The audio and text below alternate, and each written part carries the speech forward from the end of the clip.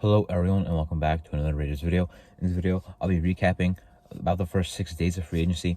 I kind of wanted to wait back and, wait for some of the moves to happen before I made any free agency videos. Now that it's been, about 6 days, maybe now when some other signings happen, maybe I'll, make videos about those individual signings. But for now, I just want to recap a lot of the moves that happened.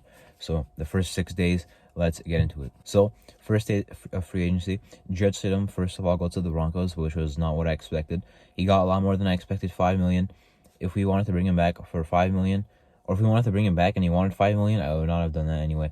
But then, not long after, they signed Jimmy Garoppolo. The contract I like personally, but I don't like Jimmy Garoppolo, the player. I've hated on him for years, so now I'm gonna watch him be the QB1 for the team I like. I'm not big on Jimmy Garoppolo, really. He does some things that Derek Carr didn't. He creates a little bit more, but the decision making is pretty much worse. The accuracy is, there's some great moments, but there's some moments where it's not good either. His pocket awareness is probably better. He's not bad, but not really someone I wanted at all. I do like the contract though. When I first saw 3 years, that kind of confused me, but then I saw that it's pretty much out and it's pretty much a 2-year contract, which I like. The cap of this year is not very big, but next year kind of is. Anyway, Jimmy Garoppolo, starter of the team for the year. Even if they draft a rookie, I think Garoppolo, without a doubt, is at least a week one starter and has a good chance to start pretty much the whole year. Then they signed Marcus Epps, a player who I did know, but I did not know he was a free agent. A lot of talk about some Philadelphia defensive players that are in free agency, and we get Marcus Epps, one of the lesser talked about ones. But he's a safety where I was watching some film on him. He pretty much played the exact same role as Trayvon Merrick in 2021, the deep center field safety. And if your defense is in like a cover 1 or cover 3, that's pretty much the role he played. Now, possibly that could be because he's not very good in coverage, one-on-one. Maybe they try to keep him deep to keep him away from those one-on-one coverages. But he's a hard hitter. He is gonna run defense, and he's very willing to go up there and hit. So that's something good to see. But the thing is, it's not like he's going to be a game-changing safety. He's basically like Trayvon Merrick, and he's not very good in coverage either. Is the contract good? Sure, but it's just not a player that's going to really be a difference maker. He's a nice player. If he was a safety 3, I would love it. But to be honest, as a starter, I don't really know. I know he was a starter with Philadelphia for the whole year, but and he had a great defense in front of him. With us, that does not look like the case. I'll give this signing about a B-. Then they signed former Raider Brandon Facyson, who's back on the team, to a two-year deal. I didn't think it'd be 2 years, but not that much money anyway. About 3.25 a year, I believe. So Facyson is back. He was pretty solid with us when we signed him at first, he was very good, but then he kind of started falling off. We kind of knew he was not really a player that we wanted to start because he could just get picked on. At first, yeah, it was really good, but then we kind of saw the kind of player he kind of really was. But that player is still good enough for a corner 3 or corner 4. They're not done at corner. I think they'll still re-sign Yassine, which I really hope they do. That's pretty much the biggest priority in my opinion right now. Get Yassine back, and then probably draft the corner somewhere in the top 3 rounds, in my opinion. I feel like they'll address corner in the draft. They'll address defense in the draft a lot, probably mostly anyway. Maybe some offensive line picks, maybe a QB, a tight end, of course, but mostly it's going to be defense.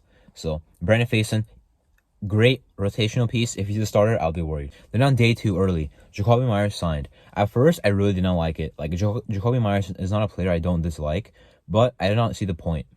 And then we'll combine that with something else. When I saw the Waller trade, then I kind of started liking the Jakobi Meyers signing a lot better. Because when we still had Waller and Renfro and Adams and all that, I'm like, why are we signing Jakobi Meyers? We traded Waller. The signing made a little bit more sense. So the Waller trade, at first really hated it. I was like, what is this team doing? The third round pick was not really the problem I had because some people expected a second. I did not. This is the best case scenario that we could have got, in my opinion, realistically, a third round pick. So I'll take it. But I did not really see the point in trading, Waller. At this point, he's battled injuries. I guess last year there were some games where even when he was healthy, he didn't play out well. The Titans game, of course, you could say he even lost us that game, with a couple of key drops in the red zone on a couple of different drives. Now I'm kind of liking this trade a little bit more because, of course, we do know Waller had the injury concerns. We know he had some other stuff going on in his life, and people are questioning, well, is he even thinking of football? I think he probably was. It's just that the injuries, the lack of production in the last 2 seasons kind of are holding him back. So I'll take our third round pick. I'll take some of the money we freed up. It's also a good trade for the Giants though, because they're not really gonna have to, they're not risking much with the Waller trade. Back to the Myers signing. Now I really like it. Now he's actually gonna be a very good player. Why? Because Devontae Adams and Jacobs are the top two guys. So but then you have a guy like Jacoby Myers, who's not the like priority like target, because in the passing game it's Adams, running game it's Jacobs of course, but when the ball is gonna go through him, I think he's gonna make some good catches. He has good hands. He has pretty good route running. He can work all three levels, even as a slot, like mostly slot. I believe he played there 75% of the time. His yards of the catch are not bad either. He's probably a more well-rounded player than Renfrow is in the slot anyway. Now with them keeping Renfrow and not trading him, I'm not sure what's going to happen there. If they kept Waller and traded Renfrow with Myers, it would have made sense, right? Waller's a tight end, Myers is a new slot. But with Waller gone, yeah, they'll get a tight end replacement. But what's gonna happen with Renfrow and Myers? Are they planning on playing Myers in the slot, like, or on the outside, or what's gonna happen? Because Renfrow is not an outside receiver. Myers can be, but is mostly a slot. So I'm not sure what's gonna happen there. Regardless, I'm really excited for the Myers signing at this point. At first, didn't like it. Now I really like it. They also re-signed Roger Teamer Jr., which I like. He's a good special teamer. I kind of like him on defense too, but hopefully we get some more safeties in front of him, because as I believe the safety 3 right now, I'm not really a big fan of that. So hopefully we get some more. Philip Dorsett they also signed.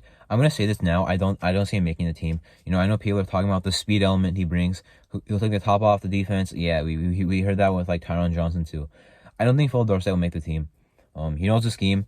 These guys like him, so that gives him a good chance, but I don't see him making the team. I'll say that now. If he had 20 catches on the Texans and I don't think he even started games, like I don't think he'll do good on our team. Then the Robert Spillane signing. Sure, he's like a solid linebacker, but he's pretty much a worse Denzel Perryman. He kind of is more of an outside linebacker, but he can also play Mike. He's a very good run defender, very tough, very nosy. Not with his personality, but like in football. His coverage is not very good though. Is it better than Perryman? Yeah, but is that saying much? No. So he's probably a downgrade in my opinion. He is, based off his presser, a pretty knowledgeable guy. He might get the green dot, which judging by his conference, I wouldn't be that mad about it. He seems like a guy who has good energy and the guys can feed off of him. But with that being said, we need a lot of guys around the linebacker room around Spillane. Devon Diablo, I don't really like. Going into the last year, I did, because I thought he would develop. I thought he'd be a good. He already was a good run stopper. I thought he would be a good coverage guy as well. He did not develop at all. The same type of guy he was in his first year. Pretty good in run defense, not good in coverage. We've seen that all the time anyway. So Spillane, not the guy who's going to be able to be the coverage linebacker we want, but he should be a solid linebacker for us. But same thing with Epps, not a difference maker. And then finally on day 2, they also re-signed Jakob Johnson to a 1-year deal, which I liked. Now, the slower days. Day 3, Clelin Ferrell leaves the team for the 49ers, and they re-signed Jerry Tillery. The Tillery signing, 2 years, kind of surprised me, but the money also kind of surprised me. But when you look at the cap hits by year, it's not actually that bad of a contract, which makes me feel a little bit better. But the thing about Tillery is he's not starting. I can guarantee it. He is not good enough in run defense to start. He's going to be the guy that can provide interior pass rush on third down, or at least somewhat of an interior push. But that's it. He will not be a starter in my opinion. He's not good enough. Clelin Ferrell was pretty much. We saw how good he played against the Niners and Chiefs when Chandler Jones went down. Pretty good player there. But besides that, his career with us, he has not done much as a starter or rotational piece. Clelin Ferrell to the Niners, I really like that though for him. That they have a very good coaching staff over there, very good scheme. They'll get him involved. I think he'll do well over there, but it was not going to happen with us. Day 4, they let Andrew Billings walk, which is a move I hate. He was the best defensive tackle last year, best run stopper without a doubt. The contract they got from the Bears was not even that much, so we could have easily paid him that. We should have paid him that. Maybe he chose the Bears over us, something like that, but we should have gotten him back. Then we re-signed Jermaine Illuminor. I like the fact that we let him sit in free agency for a little bit, because the tackle market was crazy. Illuminor, who had a solid year last year, was probably going to want a lot of money anyway, or at least a good amount, maybe around $10 million instead of maybe around $6 million when the free agency started. So I like that we let him sit and then re-signed him. Now the contract details are not out yet, so maybe I'm talking like we got a good contract with him, and we maybe didn't, but I'm assuming we did get a nice contract done with him. But anyway, happy he's back. That's the right tackle right there. All they need on the O-line is a new guard, as I said. And then it looks like they're not moving on from Andre James. Earlier in the video I made before the free agency started, I said keep Andre James. Parham is one of your guards. Illuminor re-signed. of course, Cole Miller left tackle. You need one new offensive line, one new guard, I mean, and you have 4 of the 5 returning starters at offensive line. So all they need is a new guard. I'm sure we can find one in the draft. Then day 5, they signed Jacob Bobenmeyer, a long snapper. You know, it didn't even feel real, to be honest. Like, we're just going out there and signing long snappers. I had to double check the report to see if it was true. Like, you know, it just does not make me happy at all. 3 years, $3.8 million, $1 million guaranteed. So, I guess welcome to the team, man. And then I thought maybe, I mean, they gave him a 3-year deal. So some people are saying, well, he's gonna have a battle with Trent Sieg. I'm like, well, why would they want this guy to be in a battle position when they give him a 3-year deal? So at that point, I didn't think it'd be a battle. I thought he'd have the leverage already. And the next day, which was today, day 6, they cut Trent Sieg. I mean, I guess is that even an improvement? Maybe, but what was the point? Trent Sieg was loved by the team anyway, by the fans. Thank you for everything, Trent Sieg, but he's gonna be gone now. Anyway, that's the first 6 days of free agency. So that was my recap of it. We have not done as much as I thought. Apparently, we'd be aggressive. This has not been aggressive at all. The defense sucks still. The offense with Garoppolo, maybe it runs smoother than I did with Carr because he knows the scheme. Garoppolo does. I mean, that was a long time ago when he played with McDaniels, but he still knows the scheme at one point, right, in his football career. Jacoby Myers is reliable, unlike Waller, so that's at least something good there. Illuminor is back. The offense could be good. Still have some more stuff to add, like a guard, obviously, tight end. We'll get that in the draft. I'm not worried. I'm not worried if we enter the draft with like 1 or 2 tight ends, the same 2 tight ends we have, Justin Horsett and Cole Fotheringham. We'll draft the tight end. It's a good class. We can find a starter late, 4th, 5th round, 3rd round. We can find a starter somewhere in there. Would not be surprised if we use the 100th overall pick that we got from the Waller trade on the tight end. That's pretty much where we can find a really good guy. Don't have to take one really high like Michael Mayer, Darnell Washington, but we can still get someone good like maybe Zach Kuntz, maybe some people like Davis Allen. Personally, I don't really love him, but he's there as well. Some of those guys. Anyway, hopefully they do some more on the defensive side of the ball, because I know they're gonna build on defense in the draft. That's pretty evident. It's not really a rebuilding team because they're building to the draft. Like, teams do that anyway, whether you're good or not. That's how you're supposed to build a team. I do like that, but I feel like we've let some guys, like we've had some chances to sign some good guys. The linebacker market is very good for teams right now. We've only signed one guy. Like, Jermaine Pratt got like less than $7 million. Levante David got $7 million. We could have easily brought both of those guys in. It's not like, because there's a whole thing of don't overpay players, but when players that are good are going for cheaper, there's no reason not to sign them. So I don't get how that's happening. Same thing with the corner market. Jamel Dean, the highest paid guy, got $13 million. Now, he did take a little bit of a pay cut, or not a pay cut, but a little less money to stay with the Bucks. But still, that's a lot less than I thought the top corner in Jamel Dean would get. So why have we only re-signed or signed one guy? We should sign Yassine right now. Like, his market is not that high, I don't think. He's visiting with the Ravens. We'll see what happens there.